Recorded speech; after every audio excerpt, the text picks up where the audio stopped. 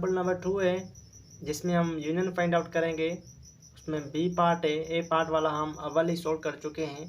ठीक है, अगर उसको आपने अच्छी तरह समझाएं तो ये इंशाल्लाह अच्छी तरह समझ में आ जाएगा। क्या when set B is subset of A, उसमें क्या था फर्स्ट में मैं यहाँ पे दिखा देता हूँ। इसमें हमने सीखा था कि ए सबसेट बी का है ना, तो इसकी हमने यूनियन फाइंड आउट कर चुके हैं, इसके अव्वल जो लेक्चर था। नाउ जो हम फाइंड आउट करेंगे बी सबसेट होगा किसका, ए का। तो आइए समझते हैं किस तरह इसकी यूनियन फाइंड आउट करेंगे हम। अगर फिर भी समझ में ना आए ना तो ज़रूर आपने कमेंट बॉक्स में मैसेज करना है। ठीक है, आते हैं एग्जांपल है, बी सबसेट किसका होगा, ए का। इसमें दूसरी जो पॉइंट थी ना ये मैंने दिखाई, ये वाली है।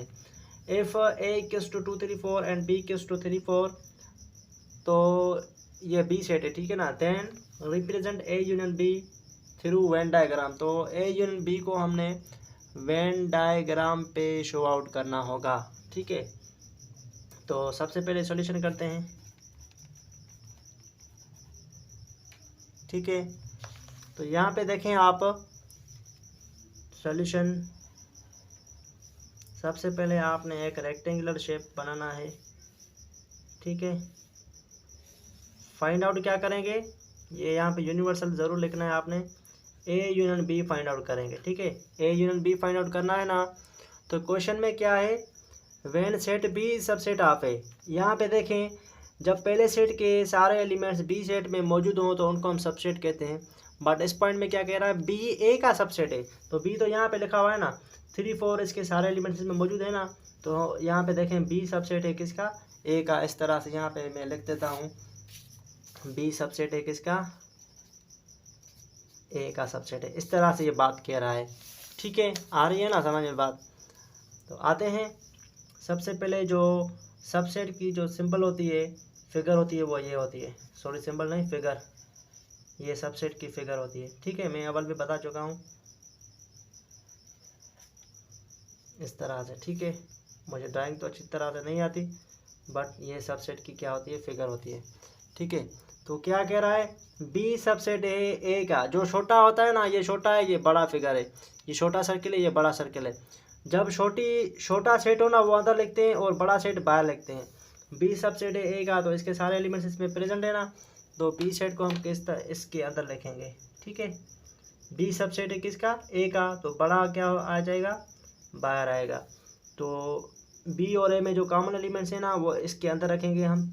ठीक है, यहाँ पे देखें कॉमन एलिमेंट्स कौन से, 3 4, यस 3, 4। और ए में जो एलिमेंट्स रहते हैं कॉमन एलिमेंट्स के अलावा, वो कौन से बचते हैं, ओनली 2। यहाँ पे देखें बी सेट में ओनली 3 4 का एलिमेंट्स है, ए में कौन से आते हैं, 2 3 4, क्योंकि बड़ा है ना, बड़े में छोटा भी अंदर आ जाता है। बी सेट में ओनली 3 4 है, तो ये यहाँ पे हमारा आंसर होता है इसका।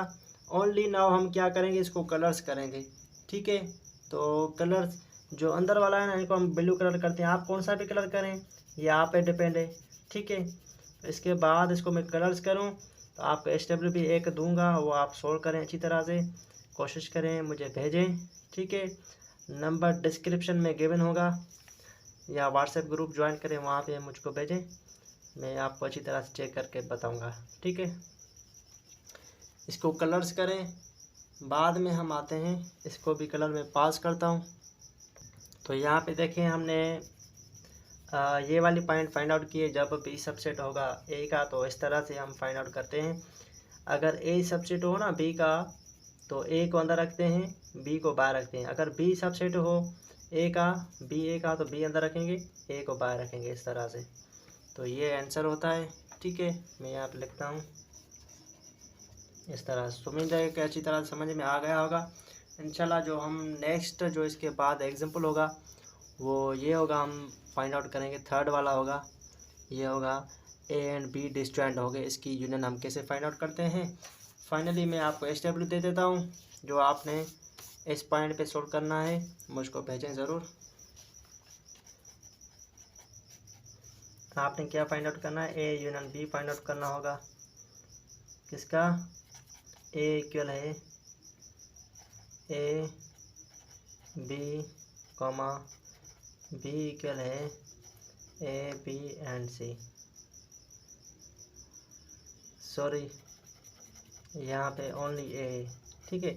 ए इक्वल किसके, ए बी के ना, बी इक्वल किसके है, बी इक्वल है वो ए के इक्वल है, ठीक है। तो इसकी यूनियन हम किस तरह से फाइंड आउट करेंगे वो आप कमेंट में ज़रूर बताएं। अल्लाह हाफिज़।